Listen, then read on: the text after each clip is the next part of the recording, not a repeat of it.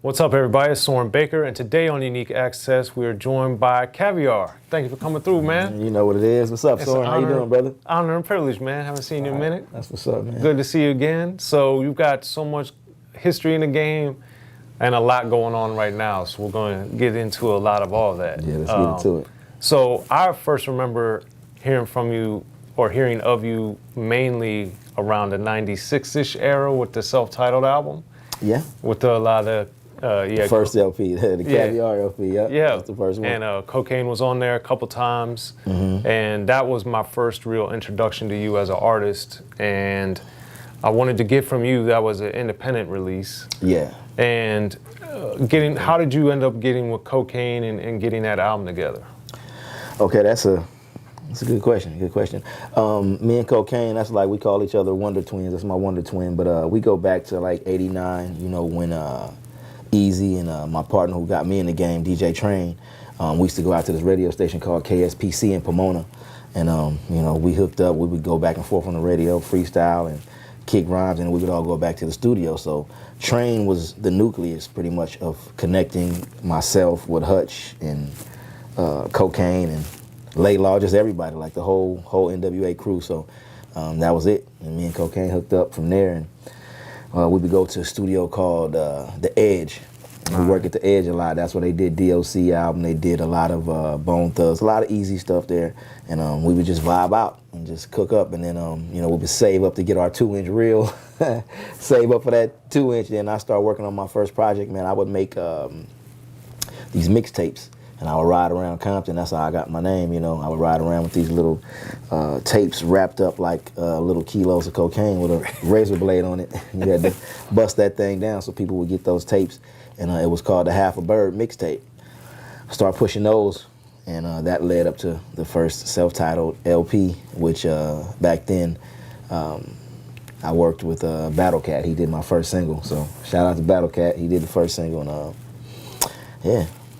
Well, let's, since you brought up a lot of interesting things, let's go back a little bit. How and why did you and DJ Train get so cool and end up doing stuff? Train was like the neighborhood hero, man. He was the first person I seen who had all that equipment, man. I just would be like, yo, like, what is this shit? Like, I was a little gangbanger coming in the crib to just, you know, hang out or drink a 40 or whatever.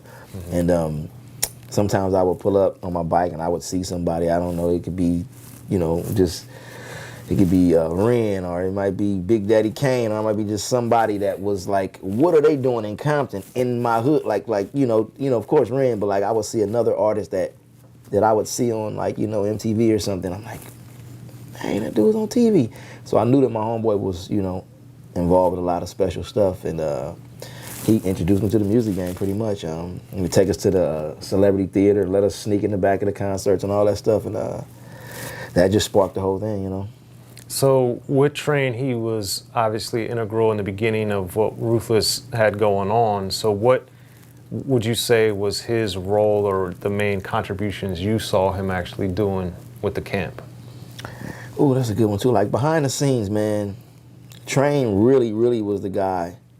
I would give him and Yella the credit, but Train was the guy who would find the records, you know, for Dre to flip pretty much sometimes, you know, like just don't bite it. A lot of the NWA records, Train was in there cutting and would find these little pieces and breaks, and they would all meet back up, you know, and he would share those ideas with people. And then, you know, he wasn't trying to produce, but he would find these little loops or these little, you know, little cuts and breaks, which sparked his brother, which was Toothy, which is, they called him the Night Stalker. So Toothy went on to produce, which I'm sure, I don't know if you know Toothy, but like he went on to produce. He was my first producer, and he produced for MC Ren and for, you know, just a lot of people in the neighborhood. And then he started to blow, and then that just kind of like kicked the door open for all of us, you know. And then what was it about, other than the star power aspect of it, what drew you into the music side of things? Oh, okay, that part, seeing Train come home from DJing, you know, with fucking suitcase full of bread. He's scratching and he's making 15, 20, 30,000, and here we are on the block and we're like selling records. I mean, we're out here selling rocks and he's getting into the record business. We were like, wait a minute. For myself, I was like, why am I running from the police and I'm taking all these chances, and I was like, you made that from scratch? And so I would call it that shit. I'm like, you in there making that money from that? So he'd be like, come here, little homie. So after tour, a lot of times after tour, I would be on my bike down the block, and him and Easy would pull up, and he'd be like, hey, and I'm like, me? And I'm the little dude, so I'm on my bike, I'm scooting down there, and he would pull me in the room, and he would like, every time he got back, he would go invest in his career. He would go buy more records. So we would go to the record store, he'd get in the coupe, get in the Cadillac, and just dip and go to the record store, and he would just invest in records. I'm like, man, why are you getting this? He said, because I gotta find sounds. You gotta always find the next sound, and listen to this, and this is dope. Check this piece out. So and then I start understanding loops, and that's what intrigued me to want to produce later. But seeing him with all that money, and me selling rocks, it didn't equal up. I was like, okay, I'm gonna get into hip hop. I'm gonna do something. And then seeing someone that you know in your neighborhood become famous, it just does something. Hopefully, the little kids in Compton now that see Kendrick or see some of these other people, can be like, wow, and inspire them to get off the block. Because I was dead brain at the time. I admit it, I wasn't doing nothing positive, but music saved my life. So Yeah, that's a big deal. yeah. And then with getting into that crew and understanding the significance of what they were doing, was it immediate? Other than the financial, seeing the money, did you see the effect it was having in the city, in LA in general, when you would travel around a little bit? Or was it something you didn't really appreciate till later? Well, no, I saw it. We had, of course, Mixmaster Spade. We had DJ Var, our Compton heroes. That was like, for us on the West Coast, that was like our cool Herc, or, so to speak. Like, we didn't really have any figures that were doing music, but until you had, the Lonzo and Easy and then Dre and all these people coming along. Seeing those guys do the things, it wasn't really about money at that point for me, because I knew that I wanted to make money, but I had to learn this shit. I was like, I gotta learn it. I had to learn. So that's the whole schooling in itself. Mm-hmm. Back to cocaine and back to all of us learning bars, learning how to really put records together. And then at the time, you really had to invest in yourself because you paid for everything. Though too, it wasn't like now with Pro Tools, you could just hop on a track and record me. It's like you had to buy that 2-inch. You had to book the time, so you had to sell a lot of drugs to get to get the studio time and get the 2-inch.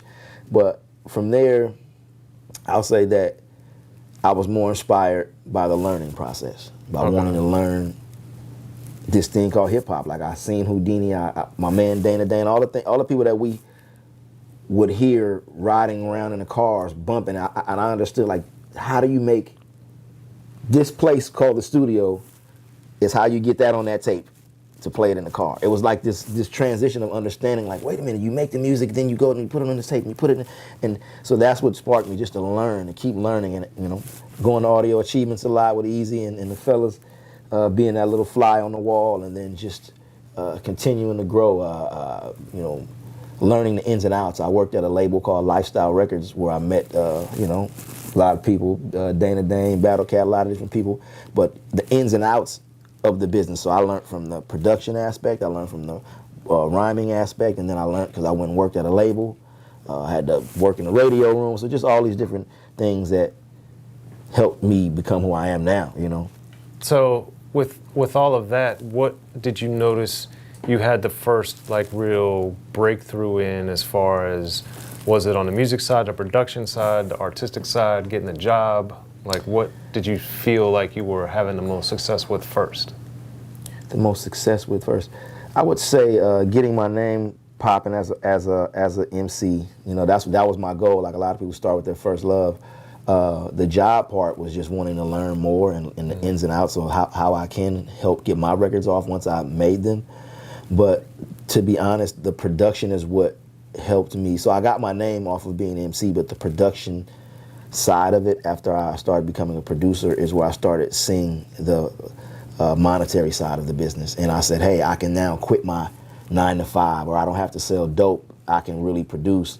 My first track, selling my first real beats to like the likes of Ice Cube and Mac 10 and all those guys, just being around that whole hoobanging camp in the beginning, and the Torture Chamber and all these different people, I was like, okay, I'm able to sell beats. Right. Beats started off, now you can get beats online for $50. My first beat, I was selling beats for $3,500. So I was like, what? I can make $3,500 off each track?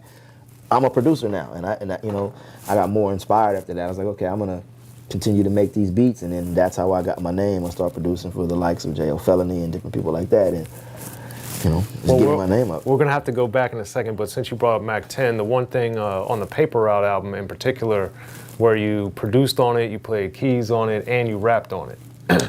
Yes. So that being said, that was one of those times early, from my noticing your name from credits and hearing you rap and everything, that I was very impressed at how versatile you were. So with the Paper Route album in particular, why do you think that you were able to showcase those 3 different skills on one album like that? That's another good question, man. Like, shout out to Mac 10, man. Somebody that believed in, my talent, period, all around the board. So it was like, man, you can bust. That's Cavi. That's K Cavi. He can bust. I mean, hop on the song with us. Me, Xzibit, and Technique. Come hop on the song. Boom. Okay, damn. Oh, shit, I forgot you got them beats. Damn, Cav, I need to get that beat, man. Do this joint. Call Cocaine. Come do this hook. We worked on spousal abuse. And then the Tights of Death with him and T-Boz. He's like, hey, man, we working on this record. We want to flip the pistol grip pump. So, you got myself, you got Rashad in there. And it's like, hey, come on, let's cook up. And we vibed. And, shit, he respected my talent, man. So shout out to Mac 10, man, for all the checks at Who Banging and all of the, support, man, for real. Yeah, because that really impressed me. I think Paper Route is a very underrated album in Mac 10's discography, but I also think that was one of those times where I was like, whoa, this dude Caviar, he's doing a lot of different things all at the same time and getting in with these bigger dudes. But now to go back again with Battlecat, who I think is an extremely underrated figure, period, but especially for what he brought to the West Coast. What did you notice? Because by the time you were working with him, he was, already been accomplished in a lot of ways. He'd already did, yeah. But he had already been like Domino, he'd already been K-Day, he'd already been, producing a lot of big things. So for you, by the time you got with him, how was that different getting with him at that stage in his career versus you're seeing Ruthless kind of start taking off? So you're in the midst seeing that, whereas Battlecat was already established. Yeah, we got put together. Like, I went there to work for the label, but then once they recognized that I had talent, then I kind of like start getting into the studio side of things, and that's how I met like Dane and a few other people that. And you're referring to Lifestyle. Referring to Lifestyle Records, yeah. Make sure everybody knows. To Lifestyle Records. So that's how me and Battlecat, King Lou, all of us, back then got together, and we were put together like almost like a super team. To be straight up, it was almost like to balance out and try to give Death Row some competition. So that's what they were building us for. So Battlecat was the Dr. Dre of that camp. And, they were like, okay, we got to build this team. So we needed to find someone that can handle Snoop. We needed to find someone that can handle Corrupt. They called me, they would call out, so it's like, hey, you can freestyle, you can do this. We call Beefy, you can sing, you're going to get Nate Dogg. It's like one of those type of things. And getting with Cat at that time, he was on fire. He was still growing. He was learning his sound. The sound that he's coined now, that is his sound, I was watching him craft that at the time. I wasn't a producer at the time. I would dibble and dabble, mess around a little bit here and there. But when speaking of Battlecat, he gave me some of my first sounds. So, getting sounds from someone like that, after I learned NP, he was like, you taking this serious? Okay, little homie, you. I'm like, yeah, man. And I'm being honest, I got tired of getting beats from producers, Cat included, and you think you wrote your big hit to that record, and they be like, oh, I sold that beat. Right. You be like, oh shit, you sold it? Yo, that was. I was like, nah, no more. So I learned I'm not doing that no more. So I remember him coming in the studio. We were at the Blue Palm, and I was so excited, man. I had stayed in the house for a few weeks this summer, man. I learned how to work that MPC, man, and I went back up there with my chest out, man. Like, all right, hadn't sold one beat yet, but my chest was stuck out. I went in the room and I was like, big lump in my throat, and I pushed play, and I remember Battlecat looking around the room. He was like, everybody's looking around the room, and he's like, and I said, okay, I got a couple heads nodding. They didn't know who made the beat, so it was Cat's, the kick and the clap, and I was in there cooking. Everybody's like, who made that? Cat did it? I was like, no, I did that. And everybody's like, E-Mac, King Lou, rest in peace. They was like, damn, that shit hard. So once I was demoing and getting the little homies to rap on the joints, and Cat was looking at me like, I see you. I see you, Cavi. I see what you're doing. And I was like, man, I'm going to keep doing this. So falling in love with the production, and the production has pretty much kept me in the game and got me more respect behind the scenes. With Lifestyle and with Ruthless in particular, what did you see about each label that you saw made it particularly successful and that you were able to use for yourself later on? I know that watching these two companies, I know that you had to have finance to have success in this business. That you know, everybody thinks that you can just be the dopest MC or the dopest producer, but it really takes all pistons firing at the same time. It takes the team, it takes management, it takes your lawyer, it takes the producer and the artist to be on the same page. So being behind the scenes, I watched. I just watched. I watched Battlecat and Dana Dane do Dana's record. I watched, you know, some of the classics. I got to work with Howard Johnson and see people that had made hit records, be around and watching those guys work. You're like, okay, I'm taking this in. What it takes to be a successful label from Lifestyle and from Ruthless. I was like, how will I make my own label? How will I be able to do this? I got to get the money. I know I can rap. I know I can make beats now. Okay, then that's where it kicks into like, okay, what did they do? What was the success of Easy? He trusted in Jerry. No matter what happened in the end, we wouldn't see some of the success of gangster rap if he wouldn't have trusted Jerry Heller. It would have still been at the swap meet. It wouldn't have been the phenomenon that we know.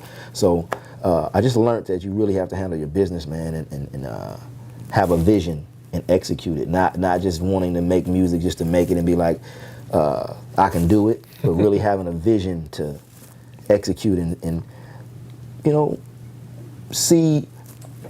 be able to change lives at the same time too. I watched that with Easy, like how he took Bone and like you took these guys from Cleveland, you could just take something and mold it and make it into something, a household name, and that's the power that we have once. You know, like people say like put me on. Once you get on, like everybody that we know, we see them get put on by someone else that they believe in. It's like once you make it, okay, 50's on, so now we're gonna listen to Lloyd Banks or Yayo because he says so, or what do you know, just that type of pass on, you know? I think those are important things because one, I think a lot of people forget that it's the music business and that it's not just the creation of the music because we both know and have seen time and time again talented artists that either didn't have the right label, didn't have the right team, didn't have the right single. There's so many things that have to work all at the same time in order for you to be successful. And then I also think it's on top of that, you have to have the good creative team and the people creatively to push you. So back to, I know we're kind of jumping around a little bit, but back to like with Cocaine early working on your first album, the self-titled album, what was it about the two of you guys that made you guys work so well together, do you think? You know, I will credit this, what we were creating at the time, which even caught the attention of Snoop and everyone else, which is why they called Cocaine to come do hooks, is that there was this chemistry that we had. And, you know, Cocaine is Cavi once it's cooked up. My name is Cavi because Cavi is the rock form of so that's how we looked at it. We call ourselves the product. So it's like, yo, when we got in the room, we start doing something that a lot of people weren't doing back then, which was, you know, it's kind of common now, but we would flip oldies, you know what I mean? So we would take an Isley Brother hook, and that's what Cocaine is known for, flipping a hook or something and changing it into some street words, you know what I'm saying? I'm so hood, I'm so good, you know what I mean? Whatever. And that was just our chemistry. We would just get in the lab and we would put up something. He would be like, hey, bro, we weren't afraid. We were fearless. We weren't afraid to try things. And we were all in a group called a Pimp Clinic up under 187 and Above the Law. So we were doing a lot of writing and a lot of creative things for the Above the Law projects. A lot of people don't know that as well, that I was a writer. I mean, you probably know, but if you look, you're a credit person, so you know. Hunter Spokes, yeah, for exactly. instance. Yeah, so those records, and that's, once again, that's how I became Cavi, because I was Chaos at first, and then there was another guy out here named Chaos, but KMG came, you know, from Above the Laws, who named me Caviar. That's who named me Cavi. So a lot of people, rest in peace to KMG. But yeah, I would come in the studio fresh off the block, man, with bars, you know, just a peachy folder full of flows and just flows and shit. And they'd be like, hey, that little dude hard. I'm like, yeah, but I was already seasoned at that point. And, you know, you wouldn't think that I would go from, this is another thing, I don't know if we could talk about it, but like going from that to end up working with Macy Gray or CeeLo, like the contrast of the whole gangster rap thing. Yeah. You know. That was definitely what we were going to get to. But I think it's important too, since we're mentioning a lot of people I think that don't get a lot of shine. And, you know, am real cool with all the Above the Law family, and I went to KMG, rest in peace, his funeral and everything, and that was a sad and powerful time. But I wanted you, since he named you, to explain the potency of KMG, because a lot of people, I think, as time has passed, we've kind of gotten away from acknowledging the greatness that he brought to the game. Man, Kev was so articulate. It was the pen. When they did records, Hutch produced all the Above the Law albums. But even, prior to me and Coca or Trig, any of us that came in and helped out, Kev was the base of the records. Kev kicked off. I remember hearing, I'll say, Black Superman. Like, we were there. We were all in the studio, just like, and to see that beat come on and like, you hear that, you're like, Hutch, we go downstairs and you come back, you hear that beat, like, oh, only the 2-inch spinning, you're like, oh shit, and we like, oh, what is this gonna be? Like, the beat is out of here. It's like, what the fuck is this gonna be? Kev sit down, roll up some chronic, roll up his chronic, you know what I'm saying? And sit there, and Kev, I feel like Kev started off every Above the Law record. Like, even if Hutch rapped first, the first verse, Kev is the one who started the song off. Like, his verse was that potency. So like I say, just very articulate, man. Like one of the dopest MCs on the West Coast that people probably wouldn't even probably see that. But if you listen to all the lyrics and the things that he said. Oh yeah, it's not what you know, it's what you can prove. He was ahead of his time, man. Come on, man. And I think too, I got fortunate to spend a lot of time with all of them, but since KMG's passed, like with him, I remember going to his place in Gardena, just like all these times I spent with those guys, in the 90s, and it was just amazing to be around and to see what they did. And I think KMG and Hutch had such a good partnership in the sense that they both looked at the streets in the way of the bigger picture. Mm-hmm. A lot of gangster rap, reality rap, street reporting, what have you, a lot of the stuff that I don't think is as good is the I'm just gonna shoot you, kill you, whatever, whereas Above the Law talked about the politics of it, yes, the politics of it. Uncle Sam's Curse is probably, that's probably the best example of it, because that's probably, in my opinion, if not their best album, one of them. But one of them, yeah. And not to cut you off for that, but like to see, like, as much as people love Tupac, but I remember Tupac meeting Above the Law for the first time, and how he was lit up, he lit up to come in the room and was like, "Yo, Above the Law." He was so happy to smoke with KMG and Blaze, and just like, he was just like, so that, the song Call It What You Want that he was on. Black Mafia Life. Yep, we were all there, and that's a whole nother thing, like being around and just seeing that. Shout out to Money B and all, that's family right now. All those people, we grew now, we become family so many years, but like to see those first days of them coming around and Pac with the chronic beanie coming in and just like, just hype kid from Oakland, like, what's happening, yo, man, smoke, roll up something, yo, you like, I'm in the studio with Above the Law. And I thought, like, later on, as he got famous and people started to, like, praise Tupac, I'm like, that's a trip, because he used to praise Hutch in KMG and, like, right, like, and respect them. So it just says a lot. And if you listen to some of his interviews, you'll hear him say, like, how much he respected cocaine and, like, yo, Above the Law. Like, so inspiration is big, you know what I'm saying? You never know how it passes on to someone else, Yeah, and I'm glad we were talking about KMG in particular, but it's Above the Law is very integral to a lot of major things that happen in rap. That's why, in detail, I talk about them in my book, The History of Gangster Rap, because they really took what, in my opinion, a lot of what Dre and Ruthless were doing was very bomb squatty, fast, aggressive, a lot of that, and Above the Law slowed it down. And we saw that with Living Like Hustlers, and then Vocally Pimpin', and then Black Mafia Life, and then we get the Chronic. So it's and the history behind that. Like we can put it all out there. Anybody that knows hip hop history, you have to know that the Chronic comes from Black Mafia Life. It's no and Vocally Pimpin'. And Vocally Pimpin'. No question about it. Snoop, everybody know how the tape got took and all that. It's really real. So those things, but then shout out to G-Dub, Warren G, everybody, but everybody know the real, like, they used to be around Hutch when that product was being made. The product got took, and it was creative. Dre and them flipped it, they owned it.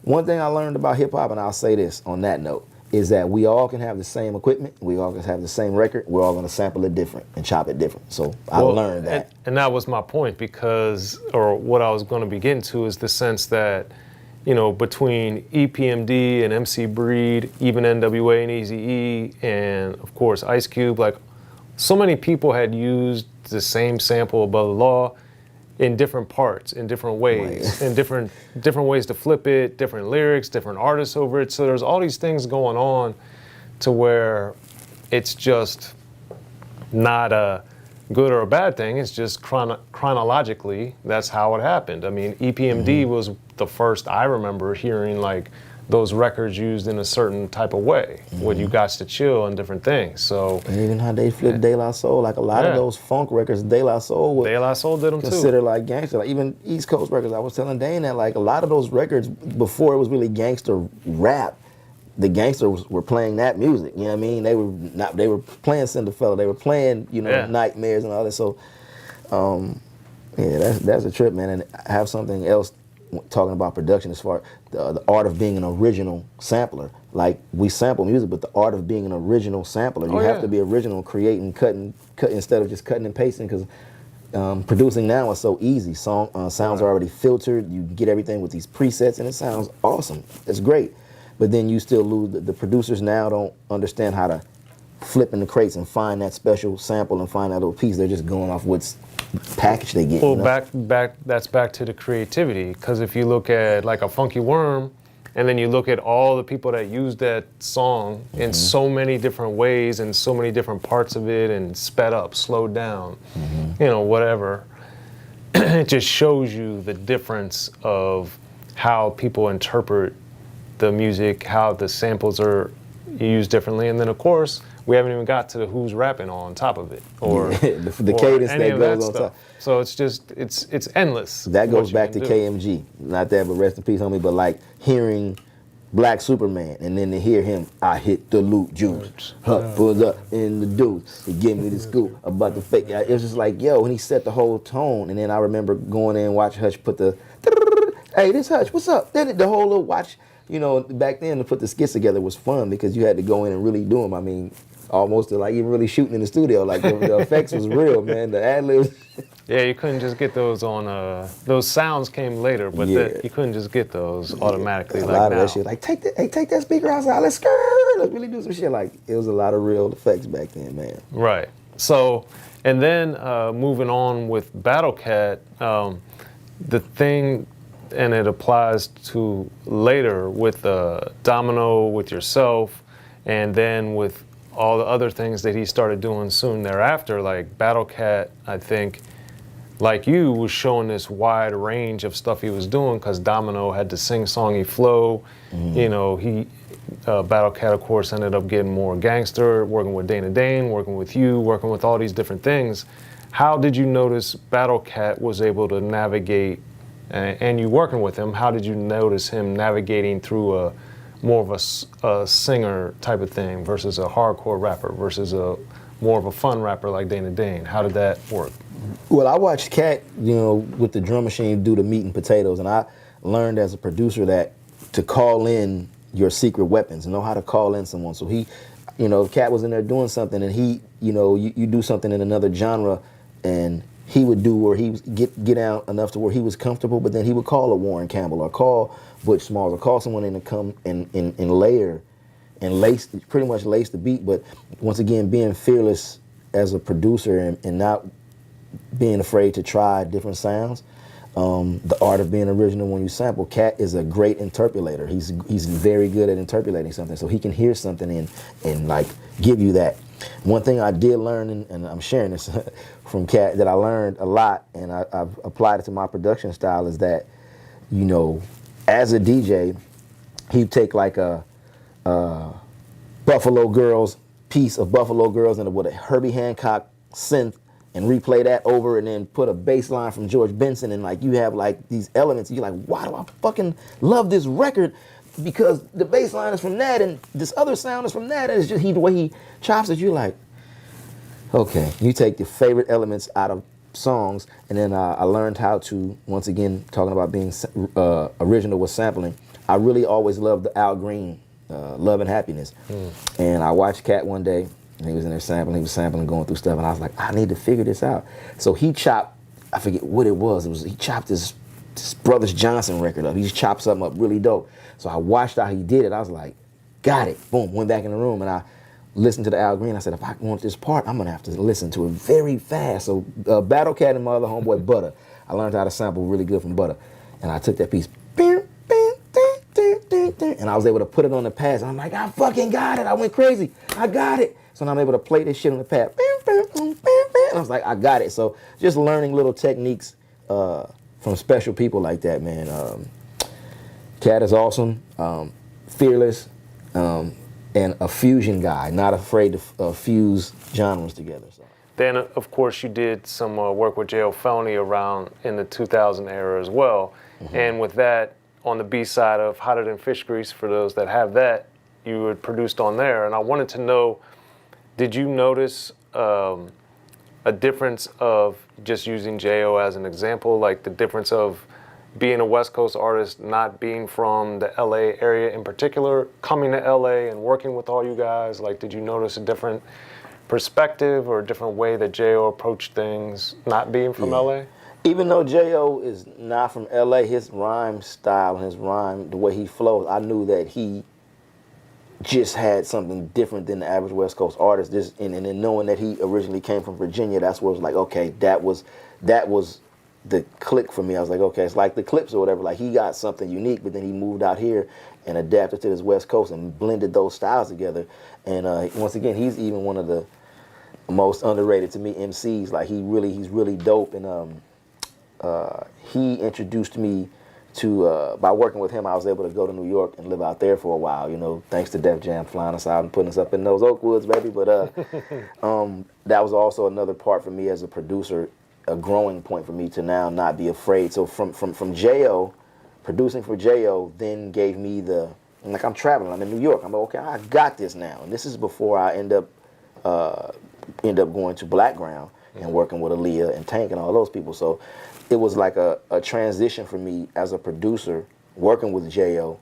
It built my confidence more, because then I had to, you know, he did records with DMX. We did records with Method Man. Like, a lot of people that, what's the guy I did a record with for J.O.'s album, Simply Red. Like, we were doing different things back then. And to have a label with a budget, you say, hey, I want to do a song with someone, and they call that person. And I was like, I learned that part of it too, that you really can work with whoever you want. If you have a budget, if they like you and they think you're talented, and, you know, you reach out to them, they may say, hey. Sometimes they say no, sometimes they say yeah. But yeah, I learned a lot from working with J.O., man. Yeah, because I remember I'm a big fan of J.O., always have been, but I remember during that album process, going up with him to Def Jam a few times and hanging out with him a few times at the same time, and he was playing me versions of the album, and I heard, you know, whatever, 20-some songs, and I was just like, this is his best album, and like, no one's ever heard it. And it's shocking and sad, because that album, I just remember him and Silk in particular playing, DJ Silk, always shout him out, but I remember them playing me the album at different times in different forms. Fish Grease, Swing, dude. Do You Love Life? He had that song, and that album was you're right, it was one of his best albums. I remember Kevin Lyles coming in. They were letting go a lot of West Coast artists at that time at Def Jam, and all of them, I think. Yeah, all of them. I was out there, man. It was like Richie Rich, Warren G. Everybody's giving everybody a pink slip. So then they walked in the room. Tina Davis, Kevin Lyles. They walked in and they told J.O., yo, you're dope. We gonna keep you. Like, and I remember that. But if we keep you, you gotta make this shit. And then it's like we went and made that shit. And I don't, you know, somewhere up in there it went wrong. But like, we really made a good project, man. So it was myself and DJ Silk at that time who did the project, man. And oh, I know. It was awesome. Shout out to Mr. James Savage. Always. J.O., I have to think about it, but he's probably, I think, the best that never had his own gold album is probably, if he's not the best, he's up there. Yeah. Or he's one of the best that never had his own gold album, unfortunately. But it's still possible. Yeah. Shout out to J.O. He with Open Bar now, him and X and them doing their thing. So I think, and I love what he just did with the new movie. His Broken Ground is phenomenal. I did a great interview with J.O. I got to go to one of the screenings for it, and X had played it for me. Kind of in the same thing. I would go to the studio with X, and he would play it for me in different forms, the movie. And to see that come together and to be what it was incredible. And you got the you know, obviously Xzibit and J.O. are in a lot of the movie, but then you got like Slink Johnson's in there, G. Perico, Sticky Fingers. Oh, look at it's I saw everybody in there. AD, I saw all kind of people in there. AD, Man. shout out AD. So it's definitely a high quality project, and if you haven't, you know, it's available worldwide, of course. So make sure James Savage, Broken Ground. You know what I'm saying? Yeah, absolutely phenomenal stuff. So with the traveling to New York, was that your first time you'd ever been there to go with J.O.? Yeah, well, that wasn't my first time ever in New York, but like as far as me being on as a producer, like for work and you know, like staying in the where we staying at the time, or the Anthony, one of the big old hotels out there, man. It's like we're out here chilling. It's like it was surreal because now you're like, I'm being paid. Def Jam is paying me. It start being really real. You know, this is after the lifestyle. This is all after all of the other stuff that I'm telling you about, the Ruthless, all that. That to me, I felt like, okay, I'm growing now. I'm like, I'm a big boy now. I'm doing it on my own. Like, you know, I know Train is proud of me. Train had passed now by this time, so I'm like, I know my big homie is proud of me. He's seeing that I'm bubbling.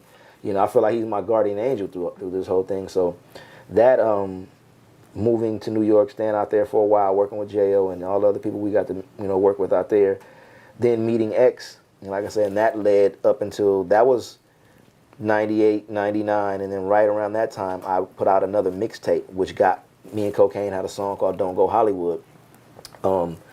That tape got me buzzing in the streets, I guess. So like the likes of CJ Mack and a lot of other artists that were out here popping at that time were like, yo, who's this dude Caviar? You know, he's popping. So I get a call one day from, they said Barry Hankerson and Flint was looking for me. They like, these guys are looking for you. They want to sign you. I'm like, what? I'm out here selling my mixtapes. So I meet them over on Sepulveda, Culver City at Johnny's Pastrami. I pull up and they like, oh, this is the kid Caviar. I'm like, y'all want to buy, you know, I'm trying to sell my tapes. I'm not even tripping. They like, man, we want to sign you.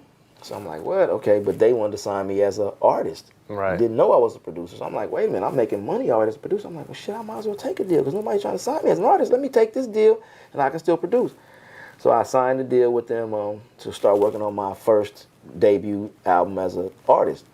Once they realized I was a producer, they were like, oh, shit. They instantly gave me another check. They just got $40 million from Virgin. And like all I know is within 2 weeks I was in the studio with Aaliyah, working on Aaliyah's project, starting Tank's first album, and the rest has been history from there. That was just another phase of my career where I was able to like level up and start doing some things. So now I go from, you know, from working with J.O.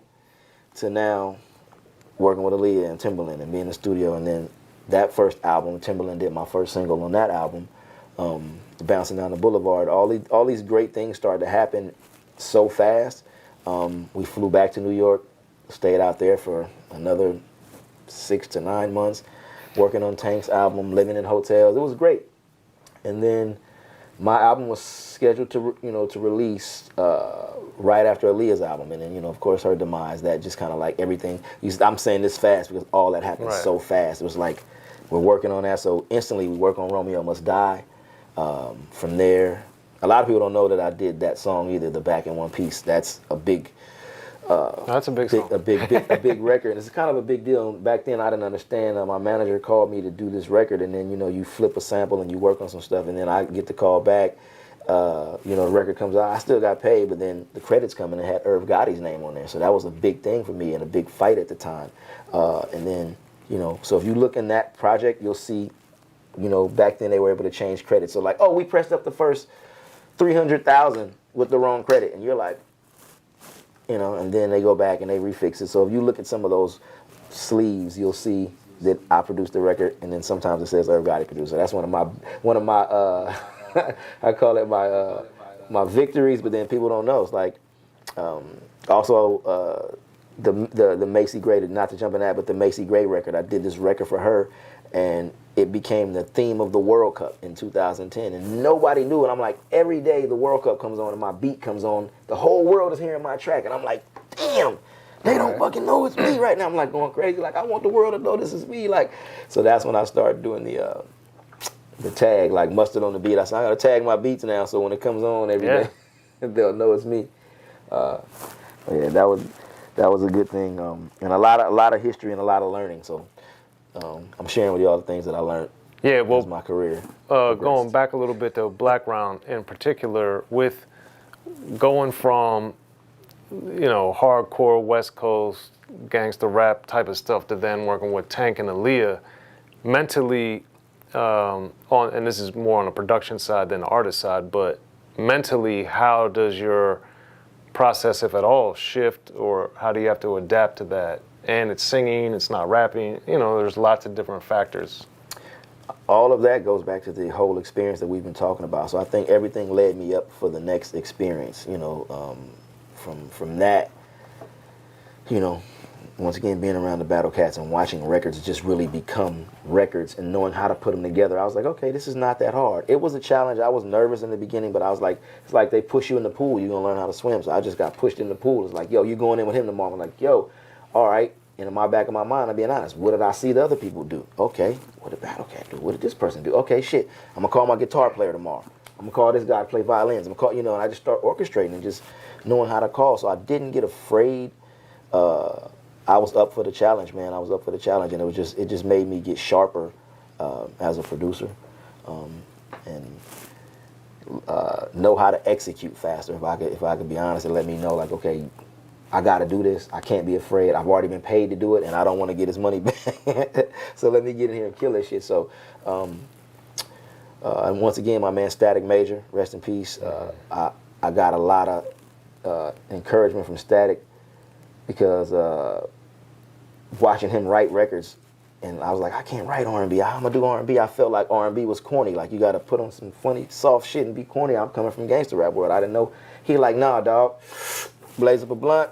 Fuck that shit. Ooh, start singing some shit. I'm like, this shit is that easy. Like, man, he said, if you could write a rap, you done wrote 10 songs. Because a rap verse is so long. And I'm like, fuck. And I start understanding the cadence and flow. And then being around someone like Tank, who's an incredible singer, he oozes confidence and his melodies are there. So it's like watching someone like that, I was like, this is easy. If I can just make some melodic beats that are bumping, he can fucking sing already. And then being around a great writer like Static, I mean, I just felt like I was slid into this shit easy, man, and I learned from the best, At this point, how was your role as a producer evolving? Because, working with different artists, everybody has a different way that they work.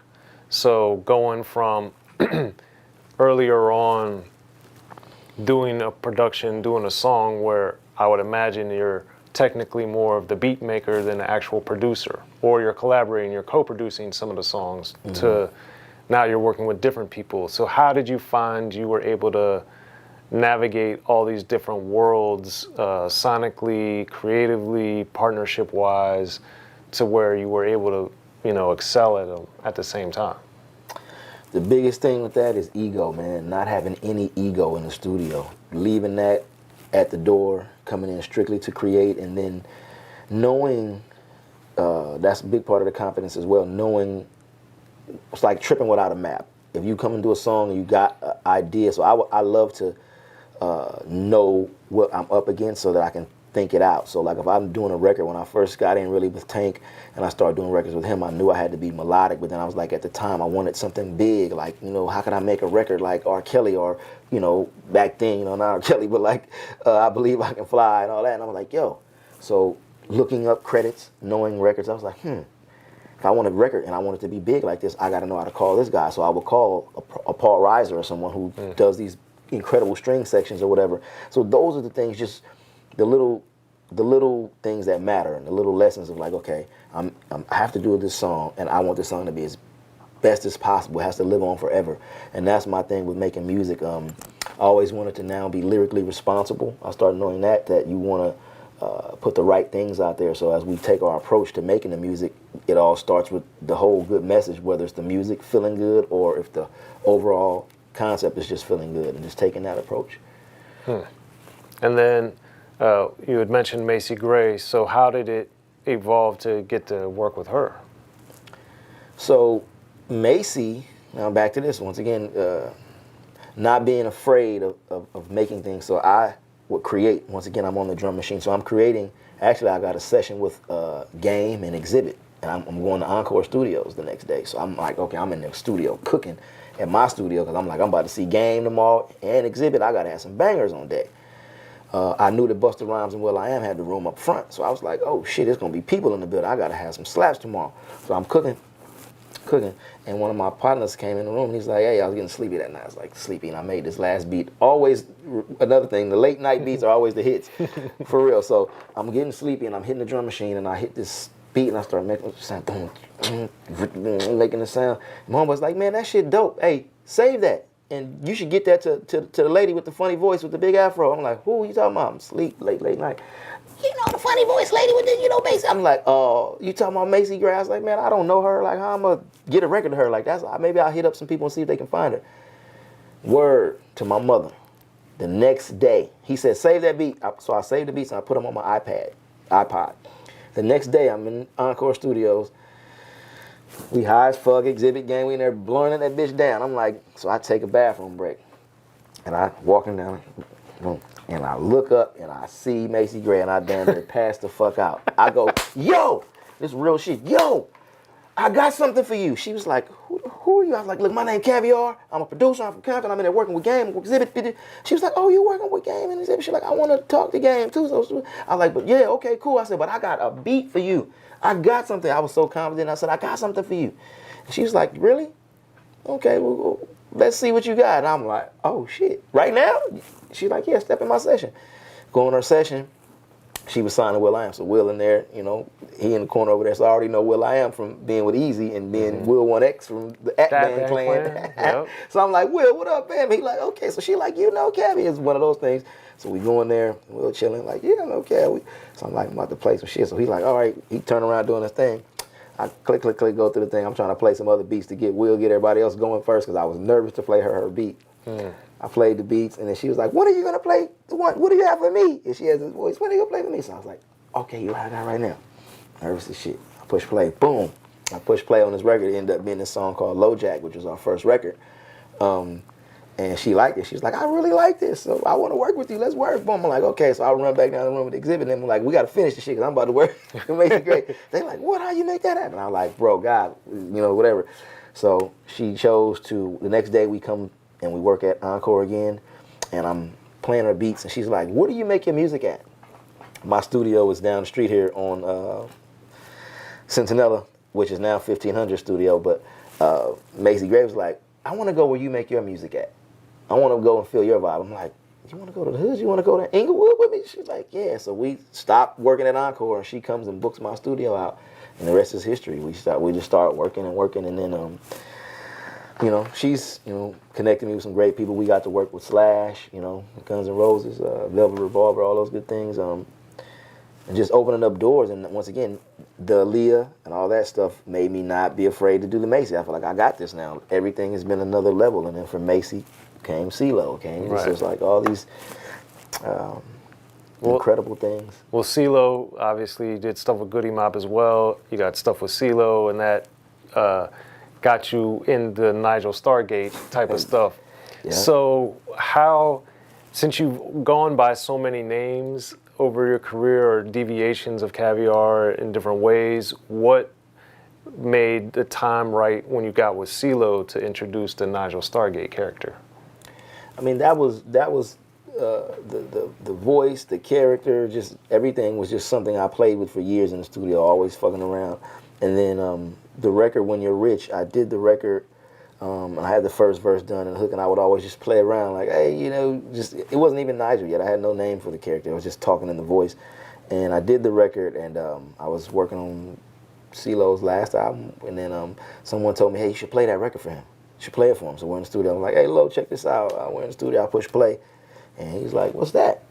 I was like, that's me. And he's like, man, that shit dope. Like, and so he asked me, could he get up? And I was like, for sure. Like, all right, cool.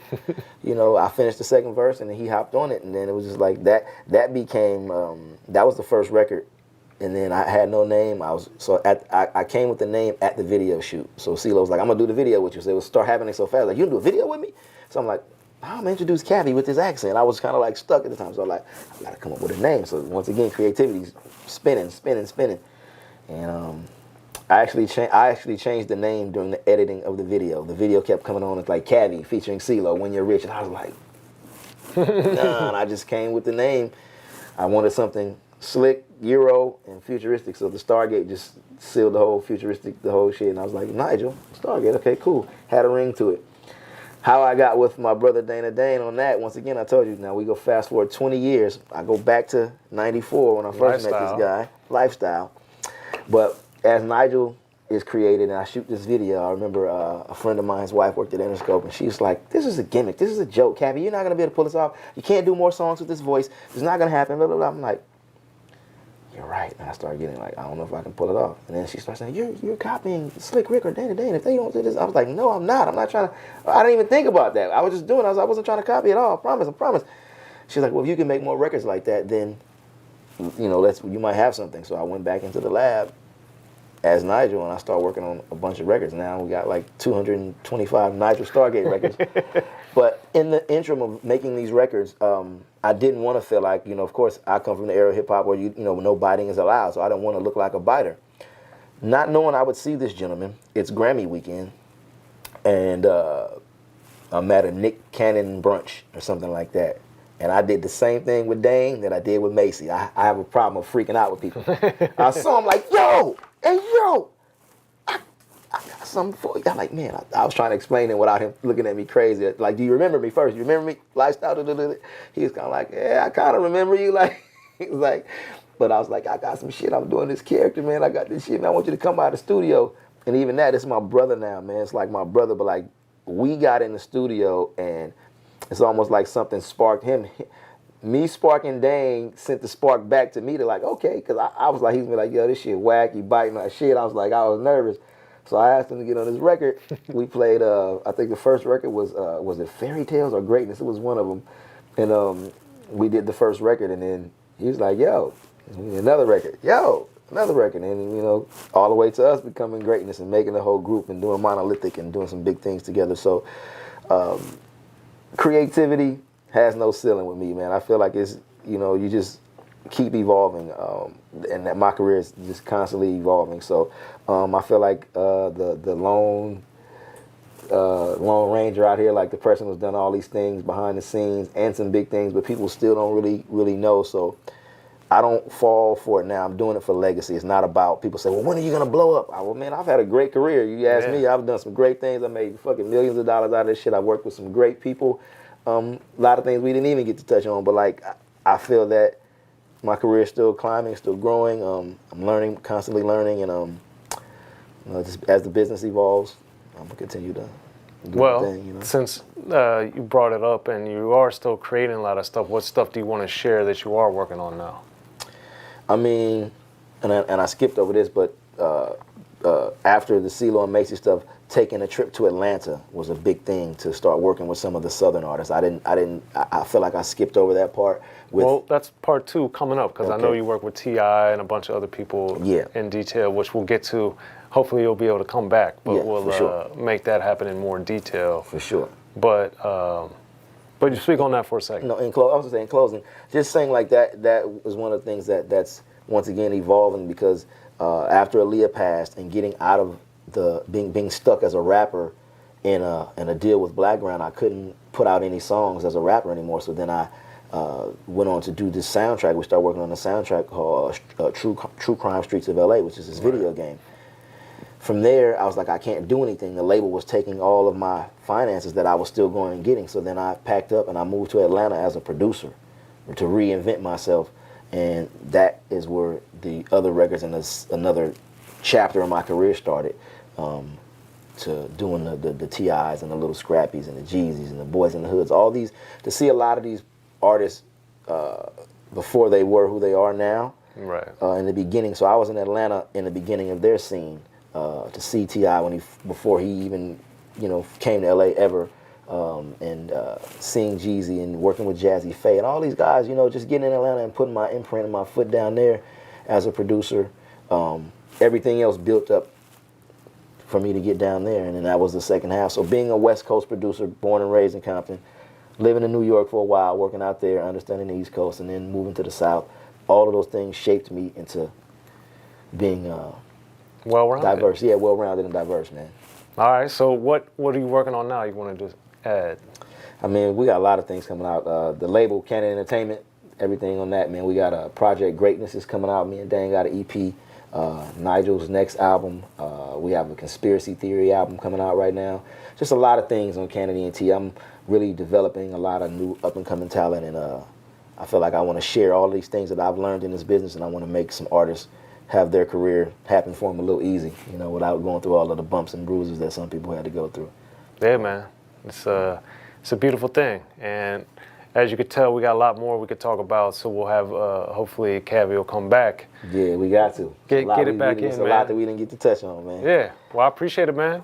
Appreciate As you, always, bro. always Yes, a pleasure to see Yes, sir, man, all the time. Yes. I'm Soren Baker, Unique Access. Unique Access. Shout out to Caviar coming through. Compton, Caviar, let's go.